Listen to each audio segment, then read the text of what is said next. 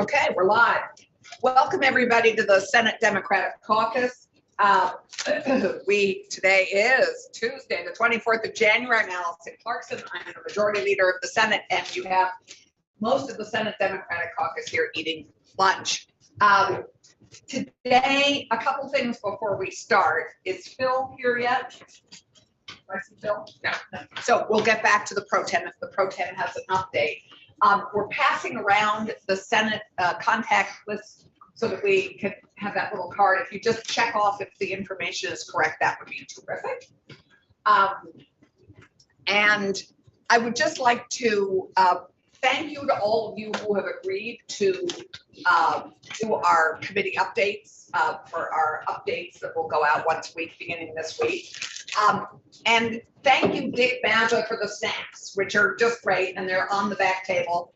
This helps for those of us who aren't able to quite get lunch yet. This is really helpful, and for those of us who brought lunch, it's lovely and additive. Today, I would really like to take a moment. So we're going to do committee updates. Next week, we'll do more in-depth policy updates as well. So we're going to alternate week to week committee updates from chairs with substantive, more in-depth policy updates as we did last week. And the I'd like to also, because there are lots of bills that are being introduced, and I know a number of people are looking for signatures on some of them. At the end of the meeting, we'll just have an opportunity for people to just stand up and say what bills they have and if they'd like to have people sign on. I'd like to begin this meeting today without Phil here yet to just say thank you to our really splendid Senate Democratic Caucus Director, Sally Short, who has been with us for a year. And it is hard to believe you've only been with us for a year because you've embedded yourself so wonderfully in our work, in the workings of this caucus.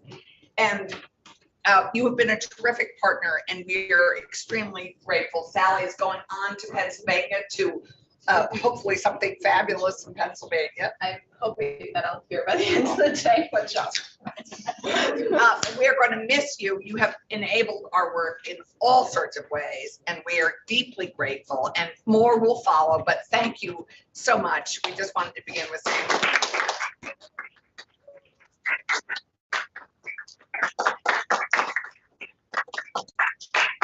has really helped set the standard for our Senate Democratic Caucus directors, and we're very grateful. So I think we'll begin in reverse alphabetical order by request of the Chair of Transportation. We will begin with the Chair of Transportation. We'll do quick committee updates and then get to bills and be done by 1. Thanks. Okay, we don't have a lot. Transportation, we put out the budget. All of the tomorrow we start to do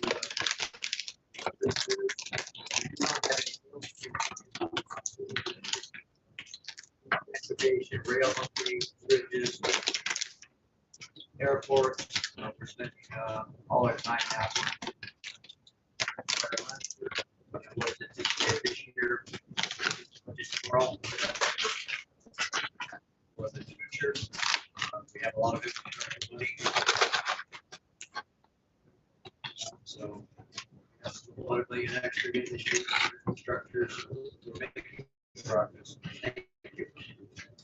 Right. And if people would stand up if you can and use your diaphragm, because the microphone is in this camera in front of us.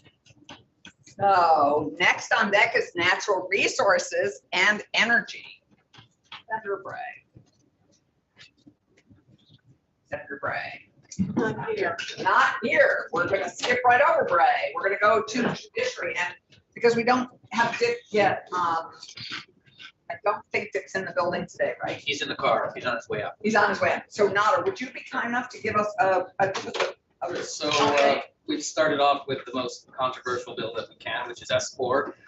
This bill has several different provisions in it for the purpose of reducing violence in Vermont. Some of the provisions involve holding landlords liable as third parties if they knowingly allow human trafficking or drug sales in their property. There's also a provision to allow more community safety grants, and we were starting to dive in as to where this money is going, making sure it's not just going to law enforcement, but also going to social services as well. The section that we'll be talking a lot about is the section involving prohibiting possession of firearms by semi-automatic weapons by people under the age of 21. There's a lot of uncertainty right now that we've heard from Ledge Council regarding the recent Bruin decision, and so that's something that is in conversation right now. We're also talking about S6, which we just finished testimony on that, which involves eliminating the use of deception and psychologically manipulative techniques in interrogations involving youth. After that, we also heard testimony. We're working on S7, which is to provide Defender General services to all people who are charged with a crime, and so long as they meet the financial qualifications. So right now in Vermont, if you're charged with a crime and the penalty is under $1,000 and you live in poverty, you actually are not guaranteed the option to use a Defender General. And one of the challenges that we're dealing with regarding that is the court backlog, which we've been hearing a lot about. And that relates to a lot of staffing challenges related to lawyers, court staff, and judges. And later this week, we're going to continue looking at S4, which is the violence reduction bill that I mentioned at the beginning. And we're also going to start looking into justice reinvestment. Right. Thank you very much. You're expecting a couple more firearm safety bills coming your way. Senator Bray. Senator Bray, we're doing committee updates in reverse order, alphabetically. And so we had jumped to judiciary, but as soon as you finish that bite, we'd love to have an update right now. Yeah, come on up right here if you want. I'll stand in your spot. So, quick update. We're continuing to work on S5, Portable Heat Act. Taking testimony, digging into the more into the economics of it, the operations of it. We're receiving testimony for and against, trying to hear from both sides, figure things out. We also received a letter as a committee from the governor's office raising some concerns about the bill. They were very similar to last year's concerns that came to us in the form of a legal message. And then it also included, the governor alluded to very briefly in his budget address, a thermal program. So we don't know what the administration means by that. So we'll have the Secretary of Agency and Natural Resources in or a designee to hear about that program and learn more. So we're still on the listening to all sides and digging into what questions do we have, who do we get to hear from on them, what can we accommodate from different programs. We're trying to knit things together. Affordable Heat Act is just one component. We are doing a lot of things on energy. So everyone's familiar with, we're already doing on weatherization, for instance. So we want to make sure that the program is, you might say, placed nicely or is well integrated with those other programs so that we get the maximum benefit for all the dollars that go into it. The other thing that keeps coming back up as a theme that we're hearing more each week is that a real game changer for this work compared to a year ago when H715 came up is the passage of the federal IRA Act, which includes a great deal of money that can come to Vermont. Some of it is grants, some can be pulled in the form of tax credits. Either way, it's a big opportunity for us to take advantage of those dollars in order to achieve our own goals in terms of doing the two things that the bill means. One is we have a requirement to reduce emissions. So the only question is, how do we do it in the most affordable way, especially keeping the needs and interests of low and moderate Vermonters in center. So that's what we're doing.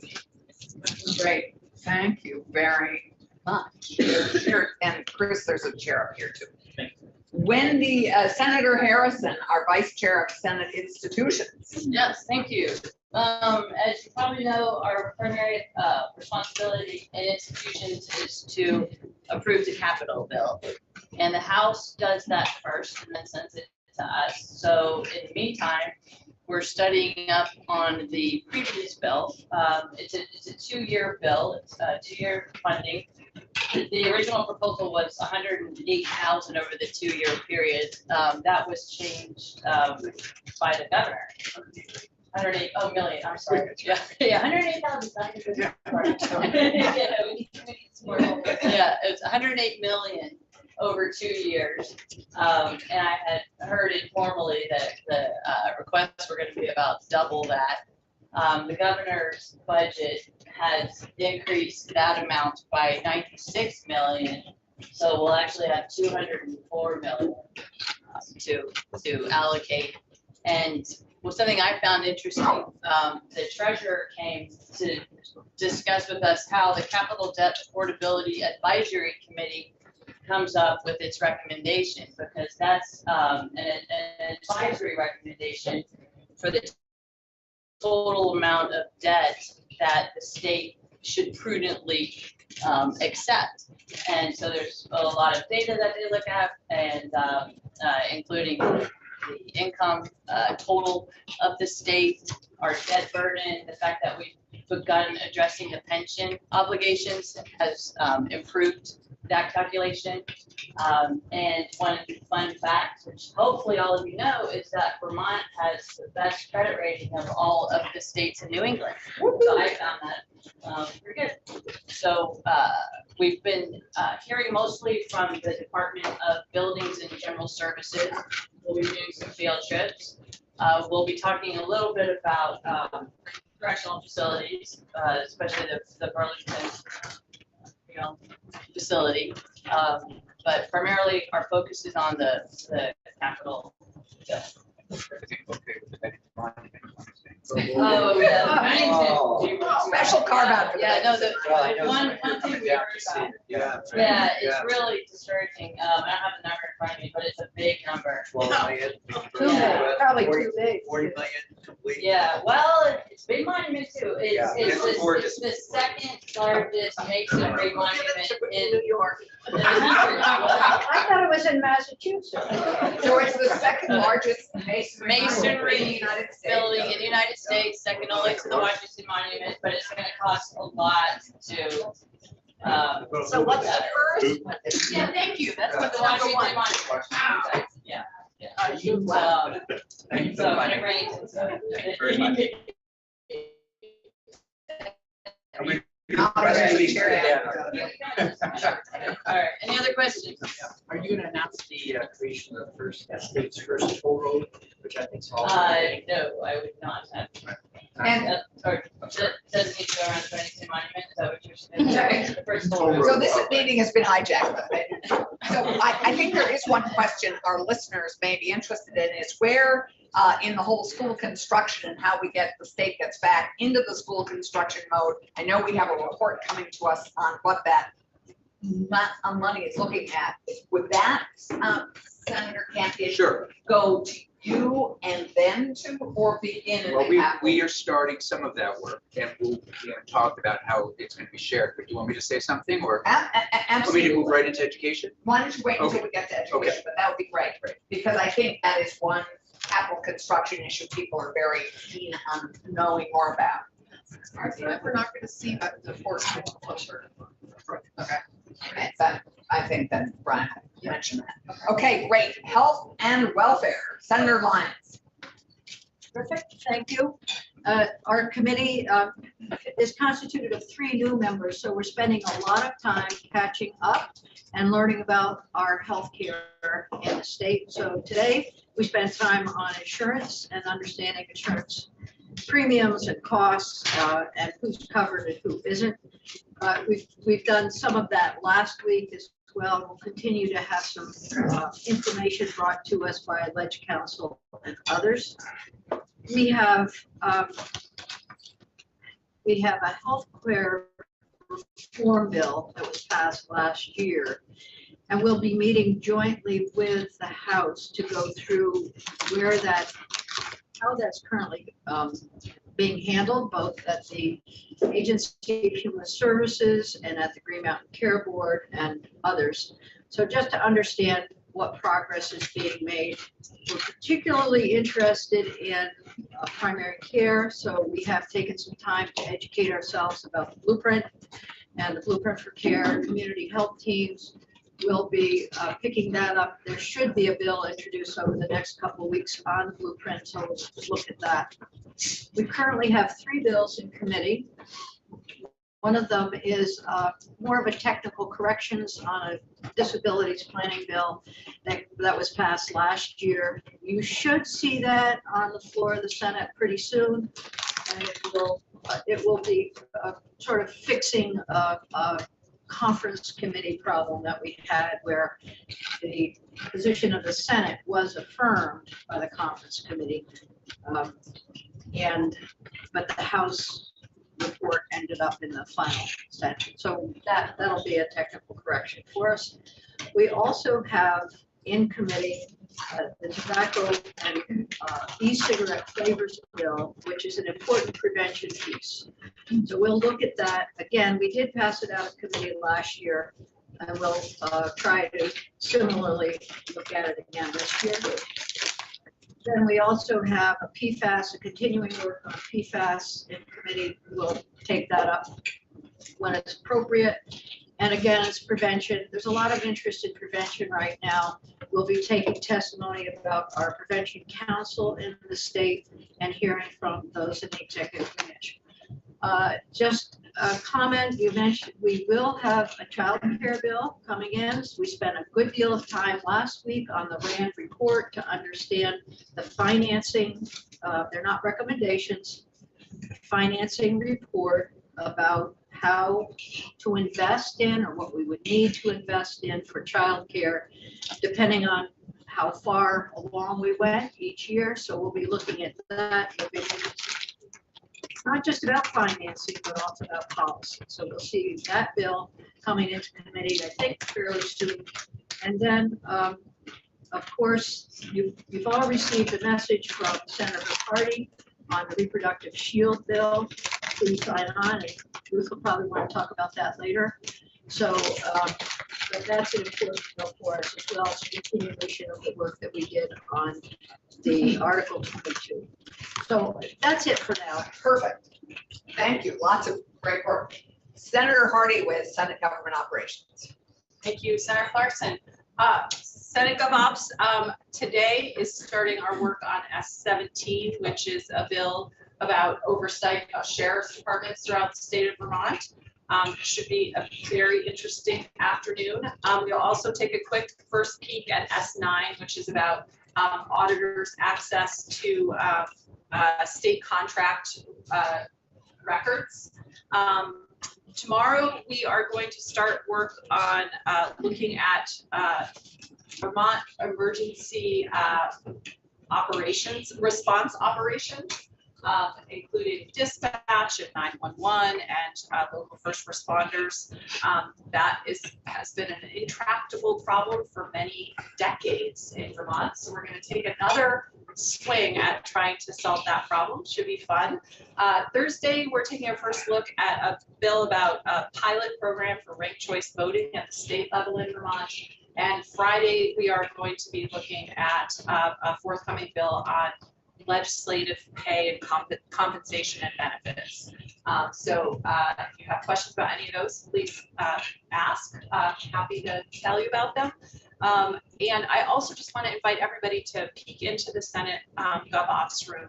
We have 2 new paintings in there. They are portraits of young women who are Vermonters, and they are painted by wonderful artist Kate Ridley, who lives in Middlebury. She's the artist who painted Governor Douglas's portrait up next to the governor's office. And we're going to get 2 more paintings in there, and then we're going to have an artist day government operations. But they're really stunning portraits of young women, and they mean a lot to me. As many of you know, I've been trying to get diversifying our portraits in the State House for many years. And so this was a nice thing to be able to do. So pop in and say hi to them. EJ and Maddie, they both are young women.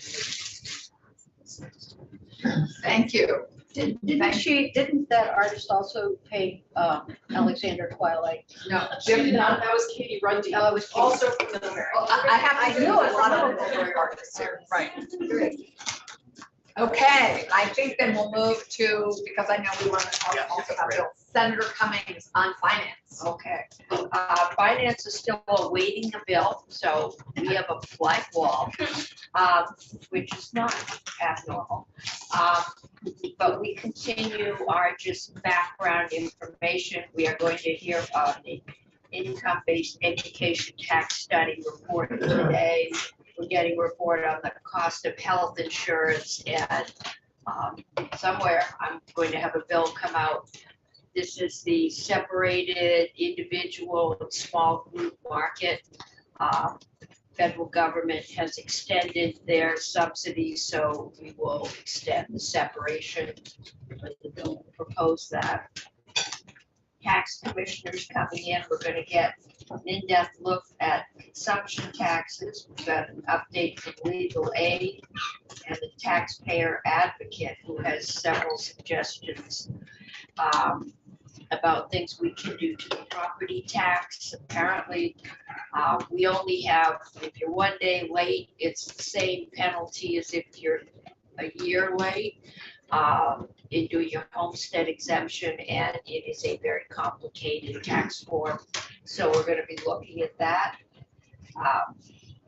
And then we've been taking a look at both tax expenditures, and Patrick Titterton and Joy Fiscal has done an in-depth study on the earned income tax credit, who actually gets it, who benefits, who doesn't. And we're going to be looking at that, just because that is a way the governor is proposing. We did major extensions of that tax credit, and it will be coming up again this year. So we're looking at that. Thank you very much. Education, Senator Campion. Thank you, Senator Clarkson. We are going to start today by going through the governor's proposal for the school safety policy initiative. We'll also hear later this week from those who, the Superintendent's Association, Principals Associates, et cetera, different witnesses. On the issue of school construction, we are jumping into that a bit more this week. We are hearing from Mike Pichek, our treasurer, who's going to come in and talk about bonding and school construction and some of his ideas for this issue. We're also going to hear from our federal delegation. We are the first in the country to require the testing of PCBs, but we know everybody else is going to, and I may have mentioned this a couple of weeks ago. We're hoping that now with Senator Sanders as the chair of Senate Education and Health, he and others may rally or may be able to figure out ways to get us some federal support on that issue. Career technical education continues to be an interest for the committee. We know for the governor's office as well. So we are going to hear from a number of different career technical education leaders this week with an eye toward workforce development. We too will jump a little bit into possibly later in the week, the early childhood pre-K conversation as a committee to sort of just understand what's happening out there in the landscape. School construction, you want to just tag on to the capital bill?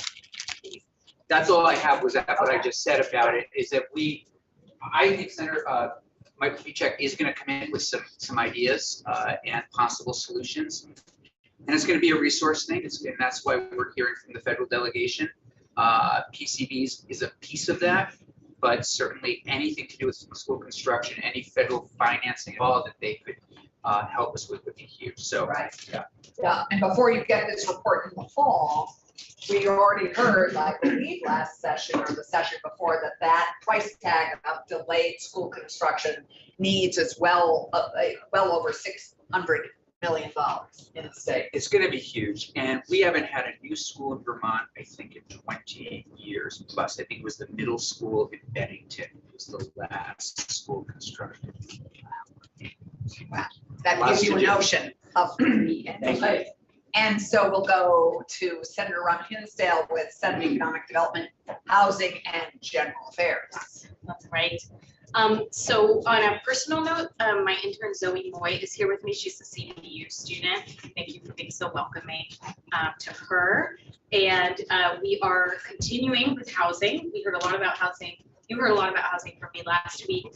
We did take a break for an hour and a half to talk about the businesses that need childcare. And I think it was just great to go very high level with a really diverse array from our business community, 10 businesses, some of our largest employers, some of our sole proprietors. And, you know, one of the things that they kept saying over and over again is we've tried to do childcare ourselves. So often you'll hear from your constituents, well, why don't businesses do more? And, you know, each of them have a story about trying to do what they can to provide childcare because it's such a desperate need. And they're not childcare experts. You know, especially if you're a restaurant, you know, there's just a lot of barriers that they face. And then if they did try to do something, they still can't find staff either for childcare. So I will send around the video of that testimony because I just think it was really valuable. It was your constituents. It was a business probably from almost every district. The other thing I'll send with that is a slide deck with some of my favorite slides about the housing crisis. I think you might be starting from a place with your constituents where they say, is there really a housing crisis? Is this overblown? And I think with some of the big issues we're trying to tackle, it's helpful maybe to have pick and choose from a slide deck of here's what's going on with homelessness. 70% of Vermonters live in a house now that's 2 people or less. You know, these are big, these are environmental issues, you know, as well as, sorry, you look so confused. I don't know. No, I'm not confused at all. Oh. Well, yeah, I mean, I don't know if it's related to this, but I had a bunch of that 70% is what I'm saying. Oh, yes. Well, I mean, fair, you know, but I don't think people realize how, you know, that's a lot of big homes with just 2 people. There's a lot of people who want to downsize. You know, there's a lot of ways you could slice this crisis and sort of the trends that are going on. And that slide deck just has information that might resonate with different constituents. We will continue with housing for the foreseeable future into February. I would say we have a pretty full deck in the next couple of weeks, but if you have an issue you want to bring to the committee, your specific housing idea, please come to me. We'll cluster them, but we'll obviously give everybody the courtesy of a hearing, and we are taking lots of ideas. There's been new ideas. People have come to me about net zero development and could we create Act 250 incentives that, you know, are tied to net zero development. I mean, how do we really get big in our thinking and set a vision for development in the state around housing? After that, we will go to workforce and labor issues. On workforce, a lot of what I'm currently hearing as specific, even with the, you know, range of jobs that are open, are teachers and climate workers when it comes to some of our priorities. So that might be the centerpiece of a workforce bill. Senator Clarkson is our workforce guru in the committee. So if you have workforce ideas, you can start to share them with her for after we get through the housing bill. Perfect. Senator Lyons. Thank you. First, I want to say thank you to Senator Ram Hinsdale for the work that she's doing. We had a meeting with constituents last evening, and her presentation was really well received. And the people out in the community understand the issues around housing affordability, access. Is it okay if I make one short comment on workforce that I probably should have mentioned when I gave my report? We did hear from the administration today on workforce. And one of the frustrations we heard in our committee is we're not moving fast enough. You know, so the appropriation takes place 1 year, but it's realized on the ground for another year or so. And I think it's really important for each of us to understand that it does take time to turn this. And so when a budget is passed, the bills are passed that contain workforce information, it doesn't happen the next day. It may happen the next year. And that's true not just for our constituents, but also for some of our community service organizations who are still waiting to realize benefit from the work that we did.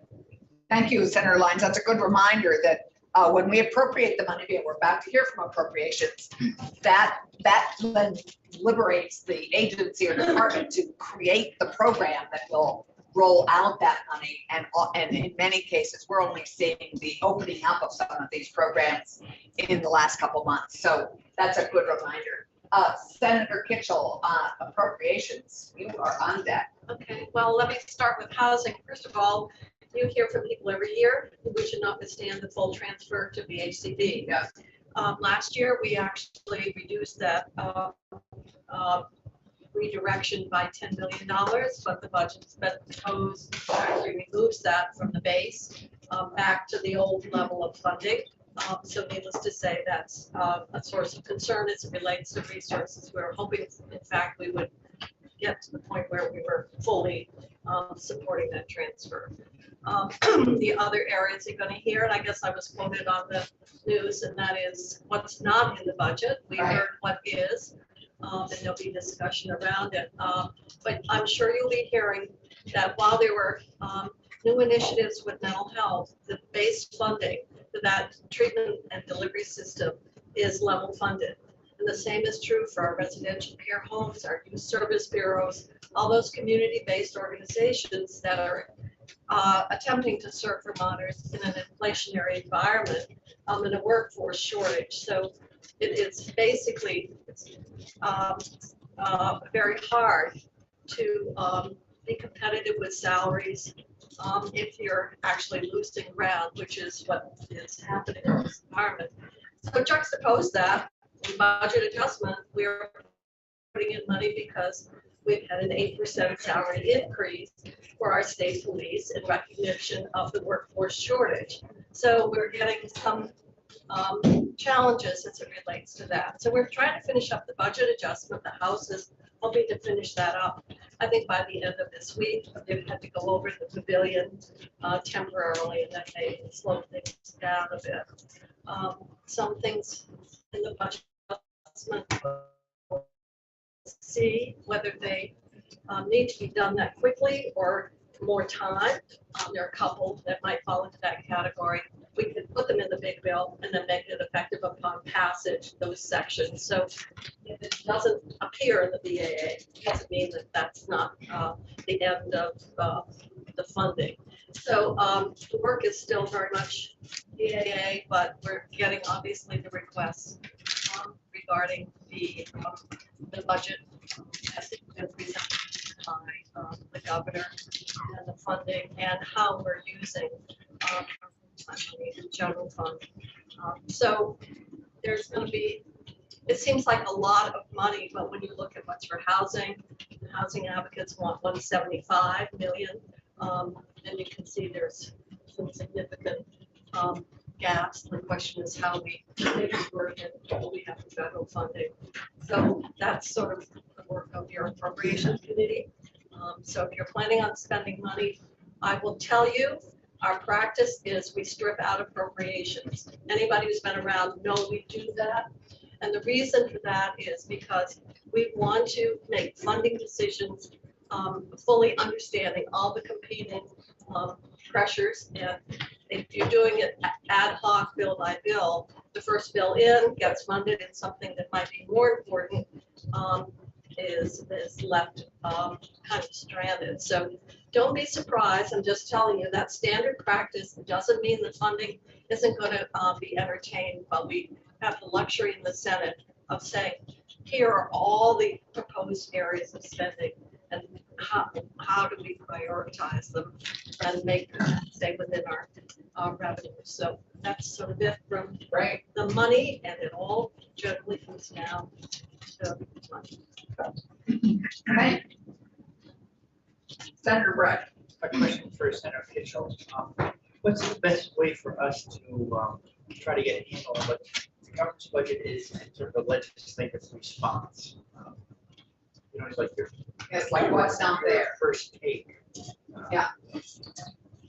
I mean, beyond what you Well, it's such an iterative process. We're gonna have public hearings. You're gonna be hearing from different constituencies in terms of requests. And so that's why I'm just telling you, you know, let us know. But until we get a budget over from the House, it's just, here is something that's come in. I think it's important. I hope you'll give it full consideration. Just bring it to our attention.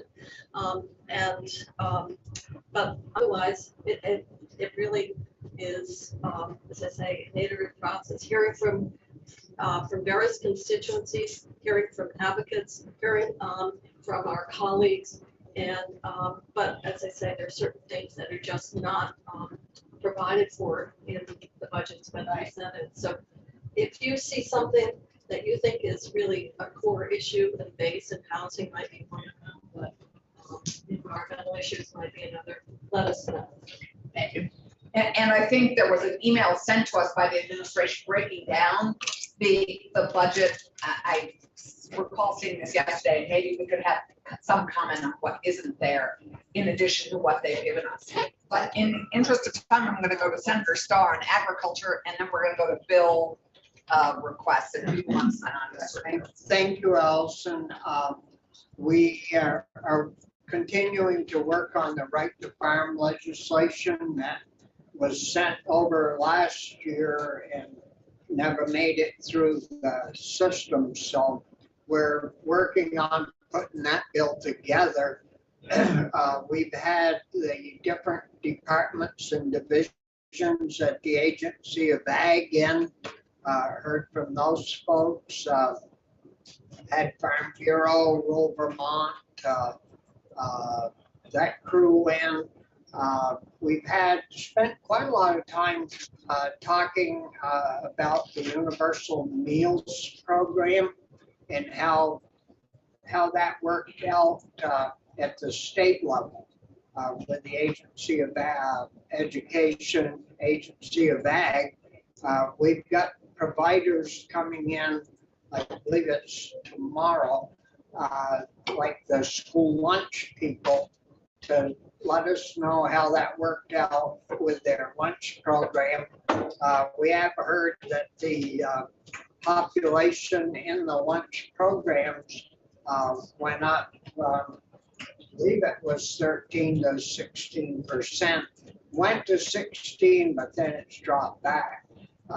But everything we've heard on the Universal Meals Program so far has been very positive.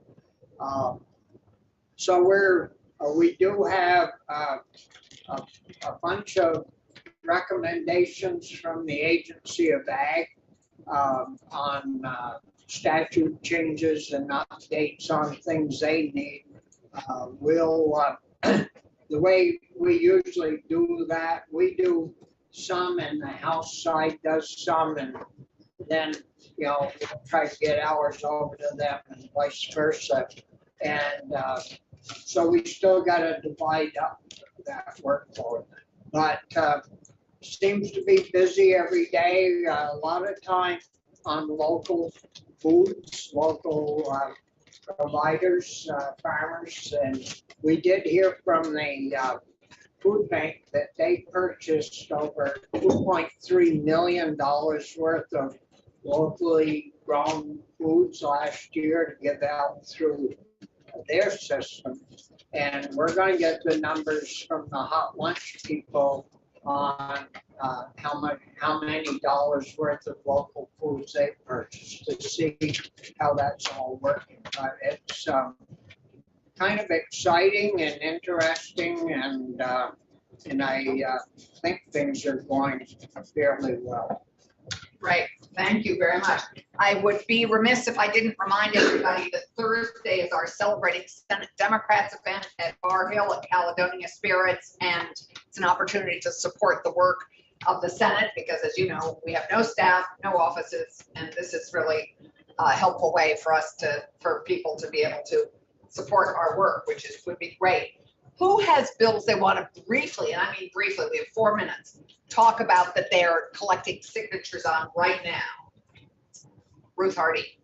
So Senator Lyons mentioned this, the protected healthcare bill. It is the SHIELD law bill for abortion care and gender affirming care. There are two bills. There's a healthcare bill and a judiciary bill. Judiciary starting House, healthcare here. I sent an email to the entire caucus. If you want to sign on, if you've already emailed me, I have your name. If you haven't and you want to sign on, I need to know by the end of the day today. Please email or text or stop me and let me know. Thanks. Great, Martine, I think you had something. Yeah, I have a right to repair bill that's a companion bill to the House bill, and it's fairly general. It follows the guidelines of right to repair advocates, and I'll send it around. Great, terrific. Anybody else? We have a Senator Hardy and I have a firearm safety bill that many of you have signed on to, but we're going to turn it in at the end of the day. It includes 72-hour waiting period, safe storage, a carrot for safe storage with insurance, reducing your insurance premiums, and prohibiting possession of an assault weapon. So if you want to sign on to that, Senator Bray. Two bills. One, when we were here in November, talking about interests, there was quite a few people expressed an interest in universal primary care. We had conversations with Senator Lyons. Since there is a House bill currently in, there'll be a Senate companion bill. If you're interested in signing on, please let me know. The second bill, entirely different, household hazardous waste. I think brings people together like waste. So if you're interested in being on the household hazardous waste bill, I can explain what we're doing and why. Let me know. Right. Thank you. Anything else before we say thank you again to Senator Mazza for these fabulous snacks? I'd get one of those homemade raspberry cookies before you go to committee. Thank you all.